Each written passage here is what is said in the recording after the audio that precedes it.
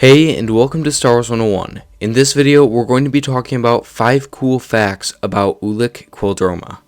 So let's dive in. Number 1.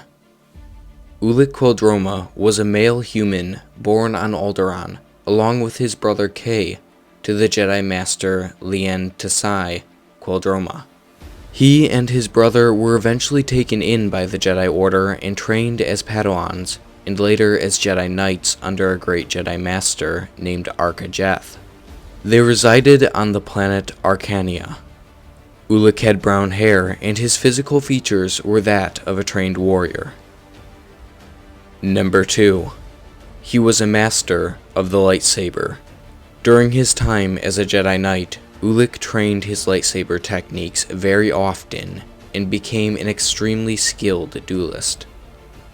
Later, his abilities with the weapon would be demonstrated as he wielded his green blade first against the Beast Riders of Onderon, and after against the followers of the Dark Jedi, Freedon Nad. He even defeated the Nadists' greatest dark side warrior, Warb Nal. Ulic had mastered the weapon so completely that at one point he faced off with the most skilled lightsaber duelist of his time, Exar Kun. Number 3. He was turned to the dark side. Towards the end of the conflict between Onderon and the Nadists, 2 cousins, heirs to the throne of the Empress Teta system, were in search of forbidden Sith knowledge.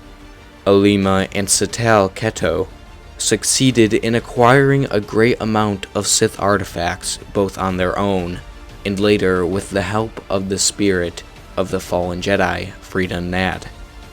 They then fully formed their cult, known as the Krath, killed their parents, and launched a violent attack on the entire Teta system, till all but one world, Koros Major, succumbed to their rule. It was around this time when the Republic and the Jedi sent Jedi Knights Nomi Sunrider and Ulic Qel Droma with military forces to aid the planet in their defense against the Krath. However, the Krath's attack forces along with the forbidden Sith magic put into action by Alima and Satal proved too brutal, and the Jedi along with the Republic ships had to retreat. A while later, the Jedi held a massive meeting for all Masters and Knights on the world Deneba to discuss how to proceed with the Krath. During this meeting, Ulic proposed that a Jedi infiltrate the Krath as a fallen Jedi wanting to learn the secrets of the dark side. After a while of studying under the 2 leaders and gaining their trust, the Jedi would strike against the rulers, weakening the Krath from the inside, and learning all their secrets so that the Republic and Jedi Order may be successful in nullifying the dark attacks. However, this strategy was poorly received since no Jedi in history had ever been able to learn to use the dark side abilities and still cling to the light, resisting the temptation of power. What most of the debating Jedi did not realize, though, was that the serving droids had been acting strangely throughout the meeting. Suddenly, the droids dropped their programmed disguise and revealed that they were in fact war droids, as they launched their attack against the Jedi. The Jedi won the battle, but the surprise attack authorized by Satal Keto claimed the lives of many Jedi, including Ulic's master and close friend, Arca. This pushed Ulic over the edge, and he decided to execute his plan to infiltrate the Krath and learn their secrets against the will of the Order. He eventually succeeded in doing so, but Satal and Alima saw right through his lies. While Satal wanted to kill him, Alima wanted to try to turn him. Alima decided to let him try to prove himself to them after witnessing an outburst of his power when Satal injected him with Sith poison that would ignite great pain every time he used anger and hate to fuel his powers. Later, as Ulic helped to improve the Krath's defenses, Satal offered him a chance to prove his loyalty by executing a prisoner they had captured. Ulic found that the prisoner was Nomi Sunrider. Since she loved him, she became very worried that something terrible might happen to him, so she had tried to sneak onto Sinagar to secretly meet with him.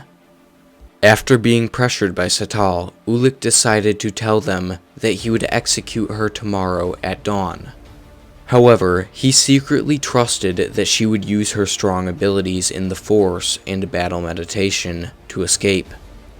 She eventually did escape shortly before her execution the next day, but while Tatanita and Kay were rescuing her from the planet, Satal Keto arrived with reinforcements to stop them. However, Ulic arrived not long after to face Satal. After realizing that Alima had feelings for him and he her the night before, the next day when Satal sent an assassin to kill him, Alima told Ulic that Satal had ordered the attack against the Jedi. Ulic then finally gave in to his anger and went to find and kill Satal. His hatred allowed him to easily defeat Satal, and when his Jedi friends tried to get him to come with them, he warned them that if they tried to take him, he would kill them. He then released a massive wave of darkside energy, blowing them all back. The Jedi decided it would be best to escape and then reevaluate the situation. Later on, the Jedi organized an attack force to stop the Krath and clear the way for them to save Ulic. Although he still considered himself a Jedi and believed he was doing his duty by studying the dark side in order to overthrow Alima, he refused to leave with them, and they had to retreat once more with their overmatched forces. Shortly after the attack had ceased, though, Alima and Ulic were met by another visitor. The Dark Jedi Exar Kun had arrived on Sinagar to kill Satal and Alima, since he saw them as threats to his inheritance of the Sith power. He easily cast Alima aside, but he and Ulic engaged in a heated lightsaber duel. However, during the duel, they were both abruptly stopped by several Sith spirits. The spirits, witnessing enough of the Dark Jedi's great power, chose them to continue the Sith legacy as Dark Lords of the Sith. Master and Apprentice.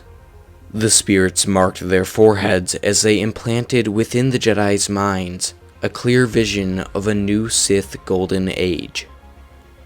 Number 4. He led the Mandalorians. About a year after he and Exar Kun were proclaimed Sith Lords, Kun tasked his new apprentice with amassing an army.